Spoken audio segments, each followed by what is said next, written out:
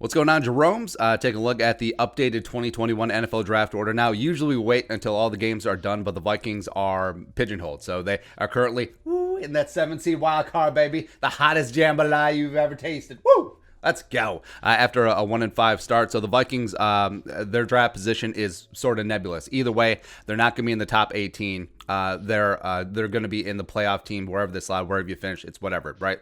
Even if the Niners do beat the Bills on Monday, the Vikings will have the tiebreaker over the Niners, and the Niners would remain in the, I guess, lottery portion, for lack of a better term, of the draft. So no change at the top. Still got the Jets despite their best efforts. Jacksonville gave the Vikings a game. Cincy, yeah. So not really a whole lot changed, but the Vikings are currently 20th. And it's hilarious that the Giants are still 19th.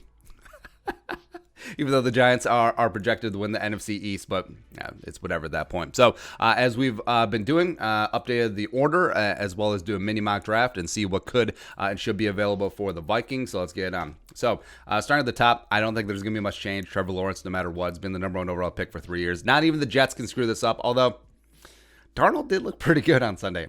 I think that it's more enhancing his trade value. I think that if a team would offer up the Jets a third, sure. Or I mean, hell, what's so wrong about holding on to both of them? But yeah. 2 Jaguars, Justin Fields. Could you imagine Justin Fields with that Jaguars team? I think they would pretty solidly beat the Vikings. They would have, especially since the Vikings were giving it away. But yeah, Fields, all the talent is there.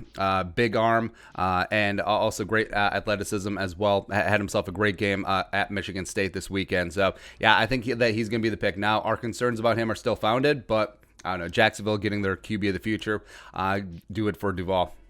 3 Jaguars, pretty easy. Penny Sewell. Protect Burrow no matter what. 4 Chargers. So the Chargers offensive line is straight up ass. It's straight up garbage. And Rashawn Slater is a guy that is getting a little bit of noise and buzz. In fact, Daniel Jeremiah ranks Slater above Penny Sewell, and Sewell is seen by consensusly as a generational prospect. So I think that says a ton about Rashawn Slater. Now, does he have the measurements to play NFL tackle?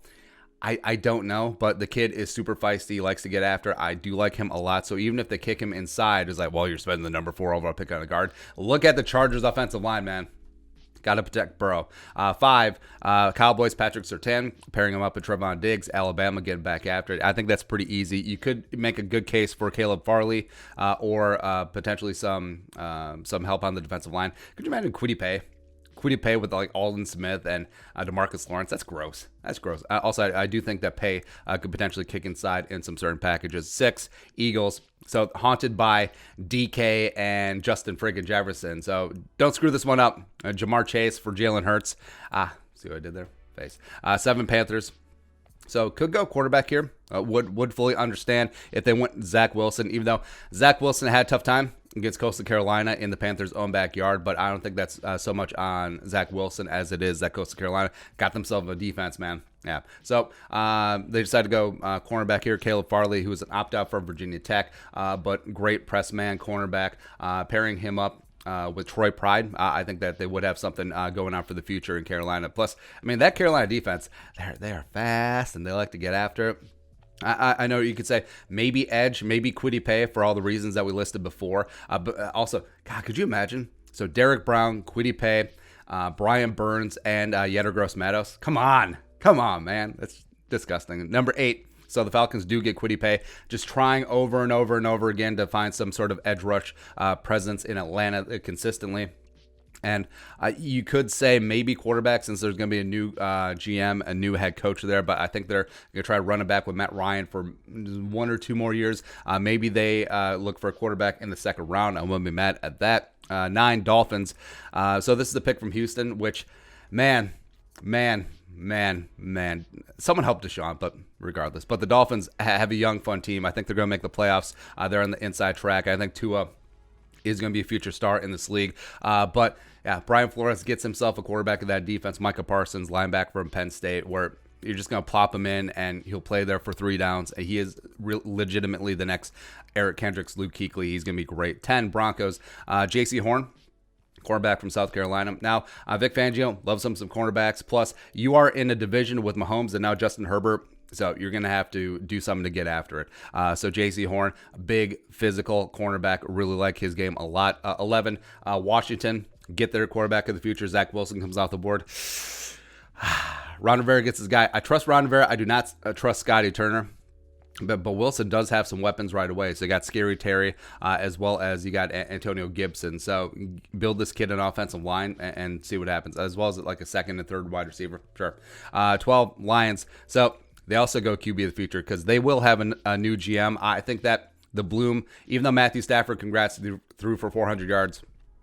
Cool. And you beat the Bears. Cool. I think that this is too good of an opportunity to pass up. So no pants for Trey Lance. He stops his draft day slide. I think that of all the prospects, him missing this year through no fault of his own, I mean, I think it did hurt him the most, especially with how some of the other quarterback prospects are playing. But comes off the board, able to sit behind Matthew Stafford for a year, maybe two, and now it sucks that I have to hate Trey Lance with the fear of 1,000 suns. 13, Bears. Elizabeth, I'm coming. This one hurts too. So Wyatt Davis, the Bears' offensive line is straight garbage. It is straight booty. Like, Wyatt Davis would be the best interior offensive lineman for the Bears right now. It would, even with Cody Whitehair, even if James Daniels is healthy. But those three combined, it's a nice little combination there. Plus, Davis is scheme agnostic. He can play great in the zone scheme, which is why I would want him here. Can play great in power and gap, which is what the Bears usually run. But yeah, that sucks. It sucks, man. 14 Niners.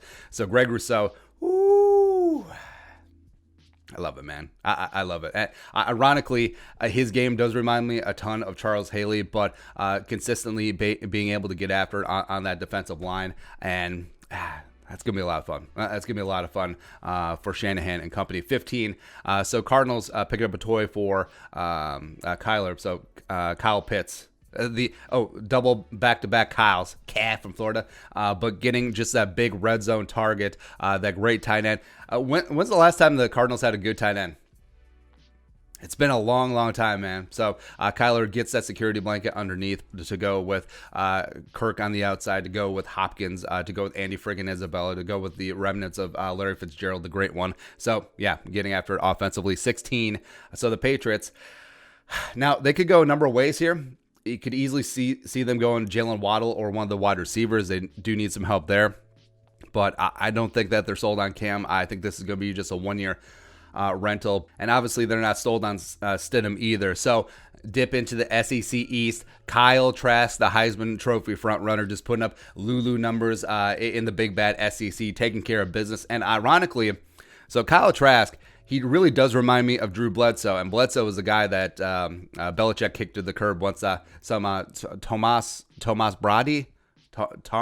Brady really stepped up. So welcome on in. Hopefully he takes number 11 again, just to give Patriots fans like, hey, yeah, that guy. Also, Bob Kraft was a huge Drew Bledsoe supporter, so if he can get like the Looper younger version of him and still wear number 11, I mean, how can he not?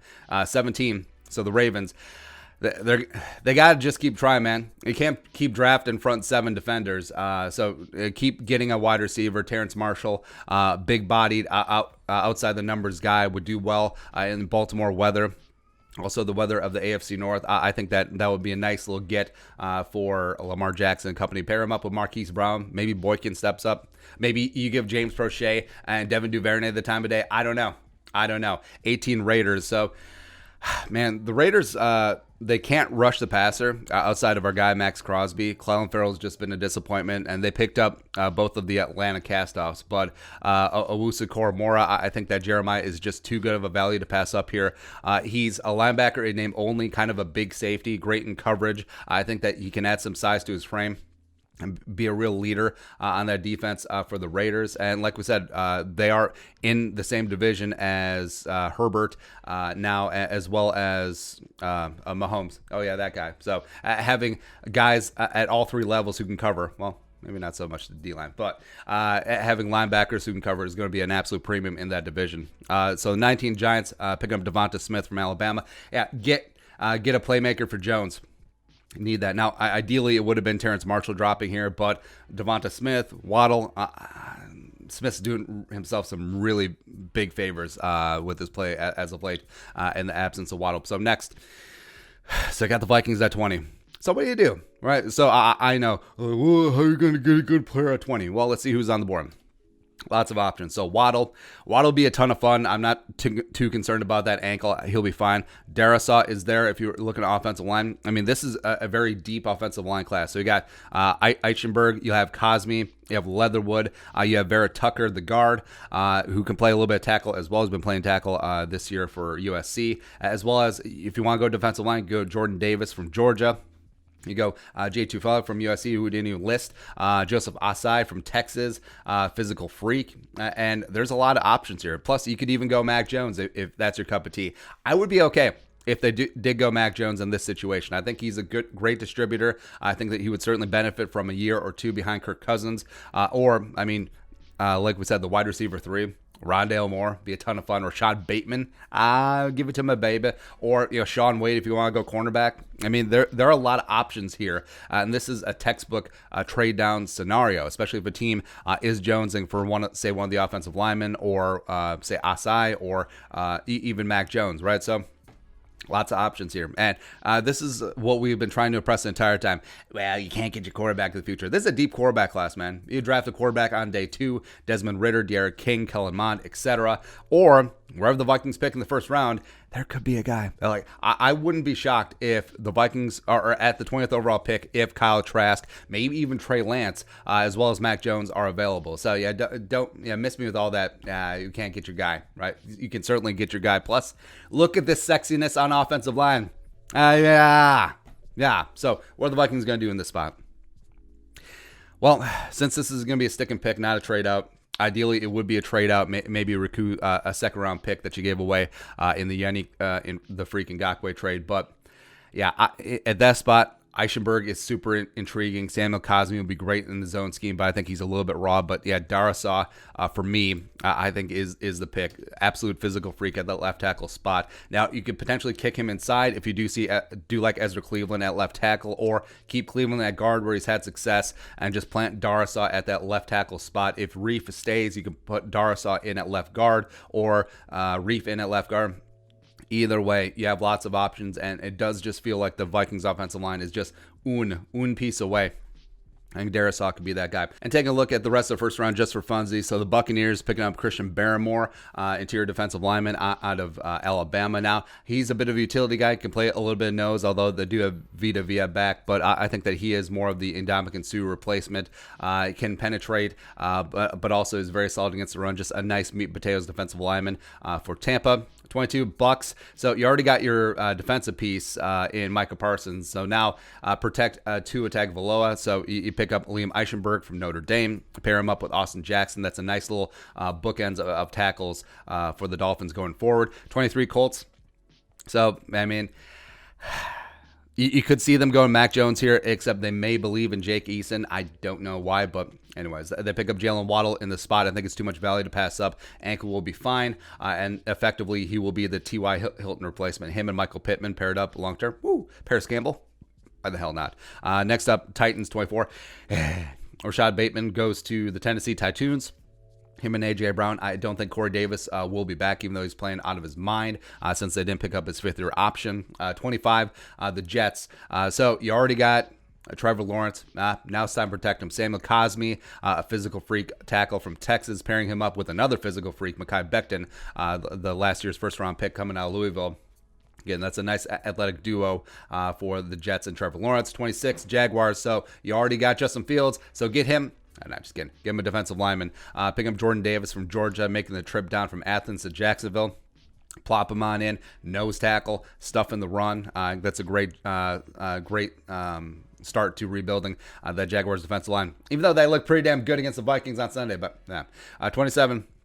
Bills, Elijah Vera Tucker, interior offensive lineman for the Bills, coming out of USC. Now he can play inside, he can play outside as well, but protecting Josh Allen is going to be a premium. 28, Browns. They do need to focus on the future opposite of Myles Garrett, because I don't think they're going to run it back with Olivier Vernon. So Joseph Asai, just an absolute physical monster, potentially could be the next JPP. 29, Packers, Rondale Moore. Annoying.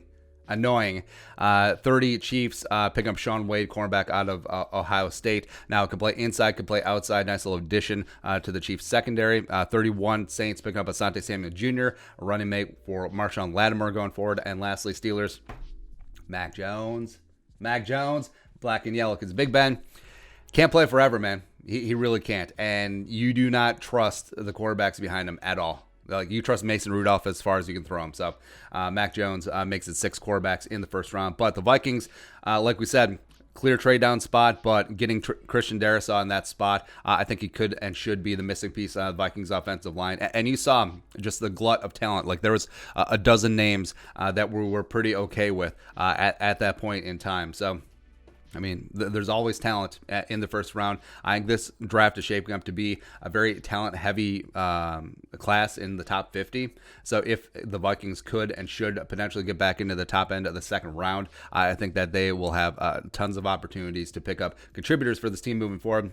You already have a young team. Just getting the final couple pieces and get ready to rock and roll. But that's it. That's an update of the current draft order as of right now before the Monday's games. But like we said, the Vikings, it won't be impacted. They won't be in the top 18. But what are your thoughts? Let us know in the comment section below. Subscribe for daily Vikings takes. Want to support that work? Post on the Venmo. But until next time, Skull Production Value.